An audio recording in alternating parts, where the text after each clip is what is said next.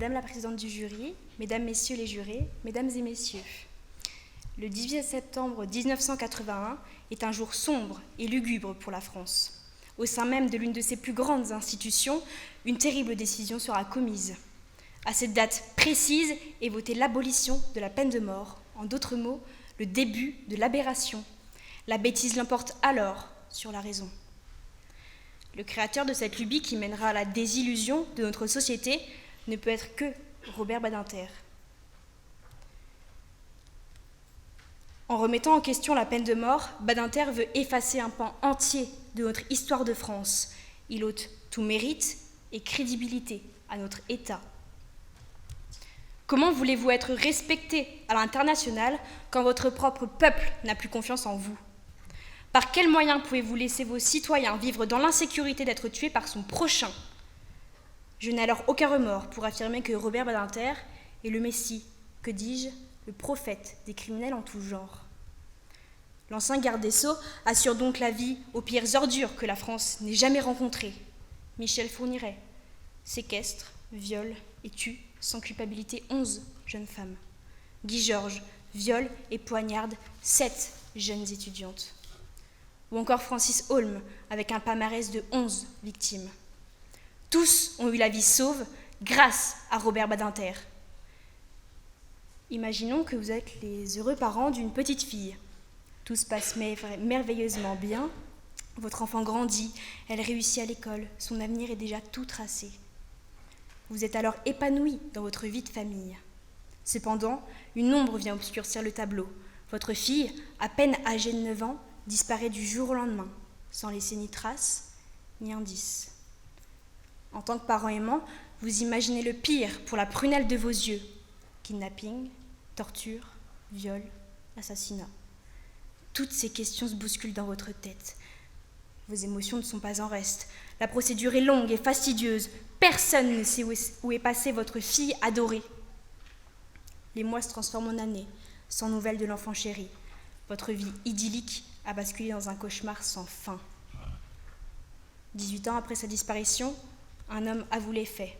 Il a séquestré, violé, étranglé le fruit de vos entrailles. Il a fauché la vie de votre fille, sans remords ni culpabilité, presque comme un acte banal. Alors s'il vous plaît, dites-moi ce que vous ressentez, Madame la Présidente et membres du jury. Êtes-vous écœurés, révoltés, dévastés par cette nouvelle effroyable ? Voulez-vous voir ce monstre écartelé ? Ou pratiquez-vous le stoïcisme, comme mon cher confrère qui ne laisse en aucun cas ses émotions dicter ses passions ? Cette histoire que vous pensez sans doute inventer est le récit sanglant et traumatisant d'Estelle Mouzin. Cette histoire a marqué de nombreuses générations, peut-être même vous. Mettez-vous donc à la place de ses parents. Vous avez déjà imaginé la scène, cependant la vivre en est une autre. Pensez-vous que le père de la victime aurait voulu que Michel Fourniret soit exécuté pour ses méfaits ? Ne pensez-vous pas que la mère de la fillette souhaiterait voir cet homme mort et en enfer ? Et pourtant, Fourniret ne montera en aucun cas sur l'échafaud, malgré ses nombreuses victimes, rappelons-le. Ce prédateur n'aura donc jamais éprouvé le sentiment d'angoisse, de paralysie et de peur qu'il a fait subir à ses martyrs. Et à qui cela est-il imputable ? Ceci est la faute d'un seul et unique homme, Robert Badinter. En abolissant la peine de mort, Badinter démocratise la délinquance. Ce ne sont pas que des stéréotypes inventés par des partis de droite, mais bien une réalité qui fait peur. En 1981, lors de l'abolition de la peine de mort, le taux de criminalité est de 53%. 13 ans après, en 1993, ce taux passe à 68%. Une belle évolution qui glace le sang. Pourquoi n'avons-nous pas écouté Pascal Clément, alors député de la Loire, qui a participé au débat du 18 septembre 1981 ? Pour lui, c'était alors évident que les Français commenceraient à faire justice eux-mêmes. Je vais alors reprendre ces mots. Que feriez-vous alors si, poussés par un sentiment d'insécurité, convaincus de la démission du pouvoir judiciaire, les Français décident de plus en plus nombreux de se défendre tout seuls ? Les mots de Clément ne sont pas qu'une utopie. Le 29 mars 1985, Jean-Marie Villemain, défunt père du petit Grégory, passe à l'acte. Il tue Bernard Laroche, son cousin et principal suspect dans l'affaire. Ou encore en 2011, dans une commune du Val d'Oise, le petit frère d'Adama est tué de plusieurs coups de couteau. Quelques années plus tard, Adama les retrouve et tire sur les 3 meurtriers. Comment en vouloir à des hommes qui ont tout perdu et dont la perte d'un être cher n'est en aucun cas vengée par une peine capitale?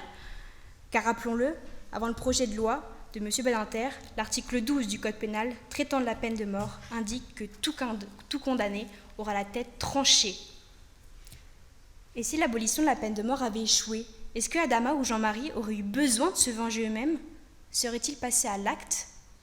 Non, non, ils ne seraient jamais passés à l'acte, Madame la Présidente. Ils se seraient satisfaits d'une justice qui répare les préjudices par la mort du prévenu. Un principe qui existe depuis des millénaires. Nous pouvons même le retrouver dans le livre de l'Exode, chapitre 21 de la Bible. Si malheur arrive, tu paieras vie pour vie, œil pour œil, dent pour dent, main pour main, pied pour pied, brûlure pour brûlure, blessure pour blessure, meurtrissure pour meurtrissure. Alors pourquoi avoir aboli un principe qui dissuade et garantit la sécurité de vos concitoyens? Aujourd'hui, en tant que femmes, nos libertés sont contraintes, non pas par la loi, mais par l'insécurité qui nous pousse à se méfier de tout. Chaque individu est un agresseur potentiel. Avant l'abolition de la peine de mort, les malfaiteurs craignaient les conséquences encourues pour des crimes. La mort les dissuadait de passer à l'action. En 1956, le taux de criminalité est étonnamment faible, de 12,7%. 52 ans plus tard, ce taux est multiplié par 4,5. Cette évolution terrifie et hante chacune d'entre nous. Savez-vous qu'à chaque minute qui passe, plus de 2 femmes viennent d'être violées ou agressées en France? Alors s'il vous plaît, il est impératif de rétablir la peine capitale pour nous assurer à nous, concitoyens, une vie sauve et paisible. Mais faisons-le avant tout pour les victimes qui, eux, y ont perdu la vie. Parlons-en des victimes. De quelle manière octroyez-vous le droit de ne pas leur rendre justice? Le 13 novembre 2015, la France est frappée par 3 attentats suicides commandités par l'État islamique. Ce soir-là, 130 individus perdent la vie. 130 êtres humains comme vous et moi ont cessé de se battre pour survivre. Certains avaient à peine 20 ans, d'autres étaient pères de famille. Avez-vous imaginé la souffrance des enfants quand on leur annonçait que papa ne reviendrait pas ce soir ni aucun autre soir d'ailleurs, ou que maman est partie très loin dans un monde meilleur? Ce ne sont pas seulement 130 victimes, ce sont 130 familles bouleversées par des vies arrachées. Ce sont 68 millions de Français qui viennent de se faire attaquer, humilier, mais surtout qui pleurent leur mort. Le 13 novembre 2015, la France est à terre, la France est ensanglantée. De ces attaques, un seul commanditaire y survivra, Salah Abdeslam.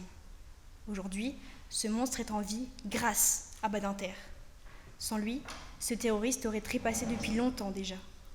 Car rappelons-le, l'article 86 du Code pénal portant sur la peine de mort prévoyait la peine capitale pour tout homme ayant procédé à un attentat visant à porter atteinte à l'intégrité du territoire national.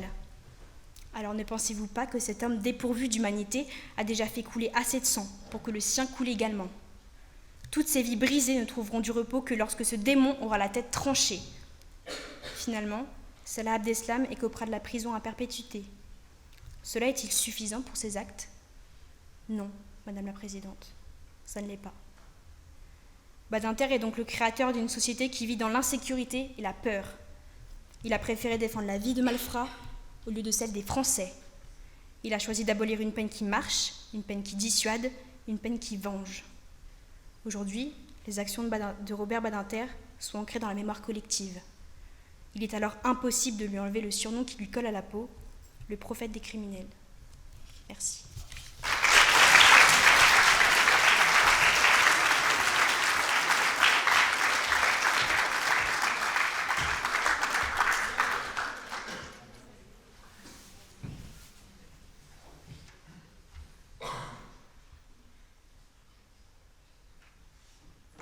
Coupable, victime, victime ou bien coupable, guillotine.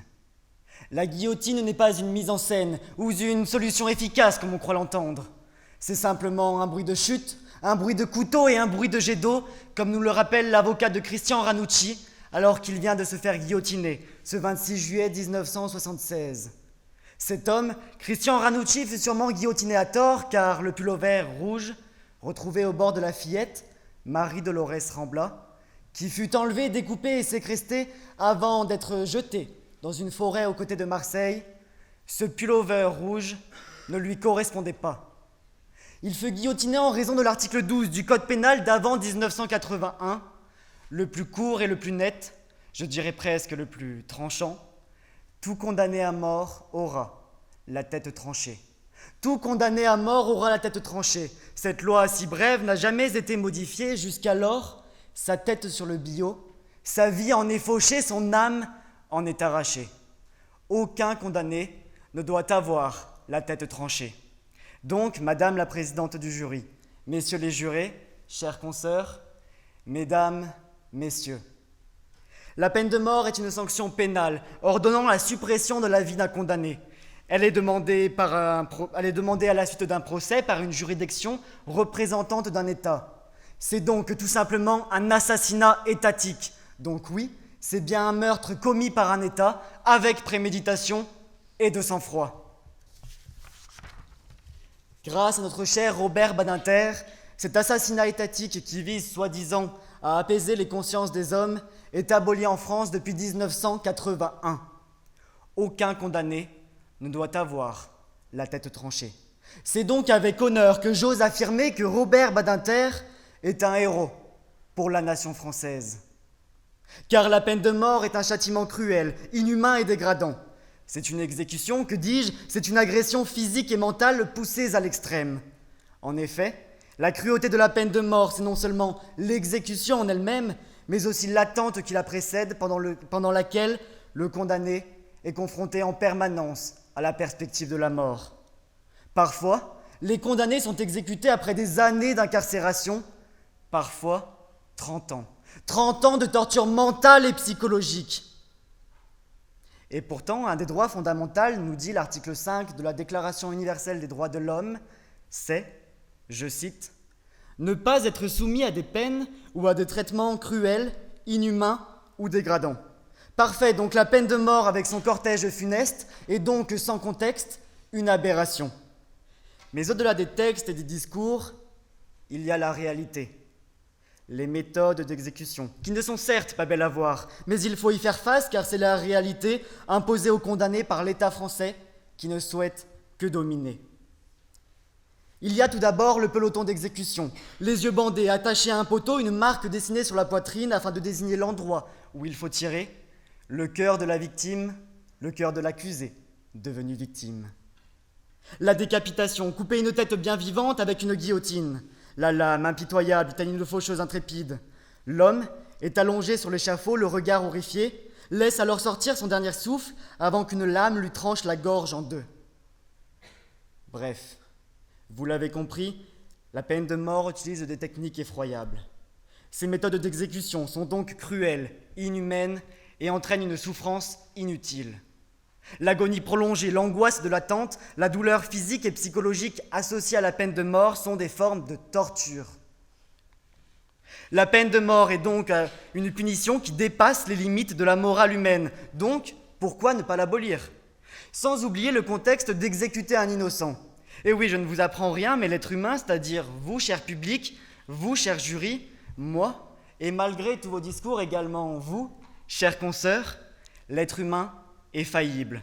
Le risque de commettre une erreur judiciaire est toujours présent. Tenez, prenons l'exemple de la plus mythique erreur judiciaire qu'a connue la France. Le 30 avril 1987, Patrick Dils a été inculpé des meurtres de 2 jeunes garçons en Moselle. Patrick Dils, dans cette affaire, n'est pas le coupable, mais bien la victime. Ce pauvre jeune homme, âgé alors de 16 ans, fut inculpé à tort après 7 mois d'enquête. Il passe un interrogatoire long de plus de 24 heures, à la suite duquel, sous la torture mentale et psychologique, il se décrit comme coupable des faits. Honte pour la justice, honte en cette torture et honte en cette souffrance infligée à un enfant innocent. Cher public, chère présidente du jury, chers consoeurs, que se serait-il passé si la peine de mort n'était pas abolie ? Quel sort aurait subi Patrick Dils ? On ne l'aurait pas juste privé de sa liberté, enfermé dans une cellule pour un crime qu'il n'a pas commis, non. Chers consoeurs, vous qui êtes si cruels, simplistes et inhumaines, savez-vous ce qui lui serait arrivé ? Pouvez-vous nous dire quelle cruauté lui aurait été réservée? Vous n'osez point l'imaginer? Eh bien, je vais vous répondre. Ce jeune de 16 ans serait monté sur l'échafaud et aurait crié son dernier souffle avant même que vous ayez commencé à comprendre que la peine de mort est un supplice qui ne prend pas en compte la faillibilité de l'être humain. Surtout qu'une fois que l'exécution a eu lieu, eh bien, il est impossible de faire marche arrière. Patrick Dills serait mort, tandis que le véritable coupable, Francis Holm, que vous avez déjà cité, chère consoeur, serait en liberté et surtout en vie. La peine de mort est donc une solution brutale, et je dirais même simpliste, car elle ne fournit qu'une réponse superficielle à la souffrance des familles de la victime. En effet, les larmes de la famille lésée, les cris des désespérés, tout cela compose une forte partition qui se transmet à la nouvelle famille blessée. Ces deux familles ont, à cause de la peine de mort, le même sentiment enfoui au fond de leur cœur: la perte d'un père, d'une mère ou d'un petit frère. Donc, de plus, la peine de mort ne s'attaque pas aux causes profondes de la criminalité, comme la pauvreté, le manque d'éducation, la toxicomanie ou les problèmes de santé mentale. Mais attention, je ne suis pas et je ne souhaite pas vous dire qu'il ne faut pas punir un criminel. Bien au contraire, il faut le punir afin qu'il puisse être ramené dans le droit chemin. Mais avec la peine de mort, peu de chance qu'il puisse trouver le chemin. Comment enseignez-vous qu'il ne faut pas tuer en tuant? Comment enseignez-vous qu'il ne faut pas tuer en tuant, nous disait Victor Hugo. En effet, nous pouvons souligner l'ironie de l'enseignement de la non-violence par le biais de la violence. De plus, la peine de mort est souvent exécutée en privé, loin des yeux du public. Cela démontre la honte de la société face à cet acte, l'immoralité de l'acte en lui-même. Mais en même temps, on les connaît, les arguments qui justifient toute cette horreur, et on les a assez longtemps entendus être clamés par ma très chère consoeur Zoé. Eh bien, chers membres du jury, chère présidente du jury, laissez-moi vous dire que aucun, je ne dis bien aucun, ne tient debout. Vous avez dit, chère consoeur, que la peine de mort est dissuasive. Les chiffres sont pourtant parlants. L'existence de la peine de mort ne réduit pas plus le nombre de crimes qu'elle ne l'accroît. La France a dit non à cette peine cruelle et pourtant le crime ne s'est pas emparé d'elle. En effet, les chiffres le montrent, et je ne sais pas d'où avez-vous tiré vos chiffres, chère consoeur. Les chiffres le montrent et restent autour de 50% de taux de criminalité, avec ou sans peine de mort. Donc, permettez-moi de vous citer Robert Badinter dans son discours à l'Assemblée nationale le 17 septembre 1981. Et si la peur de la mort arrêtait les hommes, vous n'aurez pas ni grands soldats, ni grands sportifs. Ils n'hésitent pas devant la mort. C'est donc simplement pour la peine de mort que la société invente l'idée que la peur de la mort retienne les passions extrêmes. Vous avez dit aussi que la peine de mort est une façon de se faire justice. On parle ici de vengeance, de vendetta, quoi. Eh bien non, l'élimination d'un meurtrier n'a jamais réparé son crime, ni ressuscité sa victime. Tuer les agresseurs n'est pas défendre les agressés. La peine de mort empêcherait la récidive? C'est clair, mais à quel prix et quelle brutale simplification! Une politique judiciaire ne peut pas miser sur le fait que les morts ne peuvent plus commettre de crimes. Enfin, la peine de mort aurait un effet dissuasif sur le terrorisme. Comme si elle pouvait avoir un effet dissuasif sur un individu qui a décidé de mourir pour servir sa cause. Le fait que son idéologie religieuse prône sur la vie humaine le rend insensible à la menace de la peine de mort. Pensez-vous réellement que Ahmad al-Mohammad, Bilal Advi ou encore Sami Amirou, responsables des attentats du Bataclan, avaient peur de la mort? Ne pensez-vous pas plutôt que le fait qu'ils sachent qu'ils allaient être tués les aidait à passer à l'acte? Car en effet, la mort est plus facile à vivre qu'un emprisonnement à perpétuité, car elle est plus courte, plus nette, plus tranchante. En plus, son assassinat étatique en fait un martyr qui vient encourager le passage à l'acte terroriste de son groupe. En plus, utiliser la peine de mort contre les terroristes, c'est faire nôtre et donc accepter leur méthode. Rien ne justifie la cruauté de la peine de mort. Son abolition est impérative et aucune exception n'est envisageable. Comme tout droit, le droit à la vie est indivisible, c'est tout ou rien. Soyez alors comme Abraham et faites confiance à l'efficacité de la prison. La peine de mort est un sujet très lourd, car c'est un acte sans retour, sans retour. Cette peine est source de maintes et maintes douleurs, car la vie est précieuse, c'est un fait, et la mort, demandée par notre État, n'est pas du tout parfaite, car qui sommes-nous pour décider qui doit vivre et qui doit trépasser ? Badinter a répondu à cette question tant controversée. Non à la peine de mort, non à la souffrance et oui à une justice humaine. Grâce à cet acte, nous pouvons dire que Robert Badinter est un héros pour la nation française, car la peine de mort est une solution facile, mais notre belle justice n'est pas si docile. Car chaque vie a sa valeur et chaque mort apporte sa douleur. Alors disons, et même crions et fort, non à la peine de mort, car aucune vie ne doit connaître ce mauvais sort. Merci.